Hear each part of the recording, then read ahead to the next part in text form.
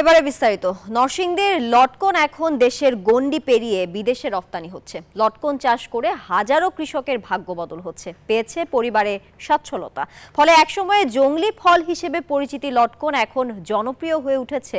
প্রতিনিয়ত বাড়ছে নতুন নতুন বাগানের সংখ্যা। ভালো দাম পাওয়ায় লটকন চাষিদের মুখে ফুটেছে হাসি। হৃদয় খানের পাঠানো তথ্য ছবিতে ডেস্ক রিপোর্ট। টসটসে রসালো হলুদ রঙের এই ফলের নাম স্থানীয় ভাষায় বগি বা গোডা। মূলত গাছের সাথে থোকায় থোকায় ঝুলে থাকে এই জংলি ফল লটকন। অনেকেই লটকনকে বলে থাকে দেশীয় হলুদ আঙ্গুর। নরসিংদীতে লটকন চাষ করে ব্যাপক সাফল্য পাচ্ছেন চাষিরা।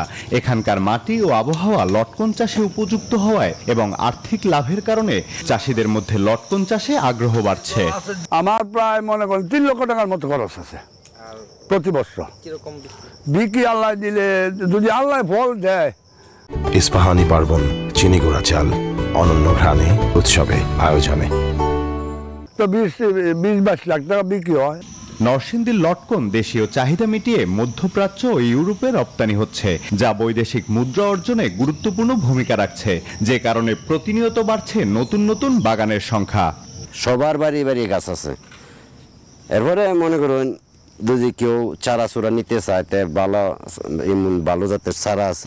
এই লটকন বাগানে অনেকেই আসেন ঘুরতে, বাগান থেকে ফল কিনতে।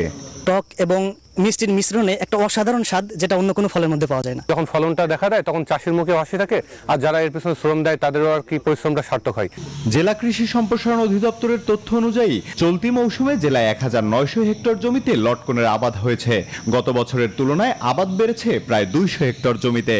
কৃষকদেরকে যথেষ্ট প্রশিক্ষণ, তারপরে প্রদর্শনী এবং উপকরণ দিয়ে তাদেরকে সহযোগিতা করে থাকি।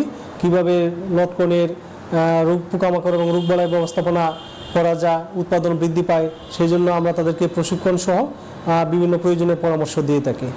প্রতি হেক্টর জমিতে গড়ে 17 টন ফলন ধরে। এবছর প্রায় 30,000 টন লটকন উৎপাদন লক্ষ্যমাত্রা ধরা হয়েছে। Desk report, news 24।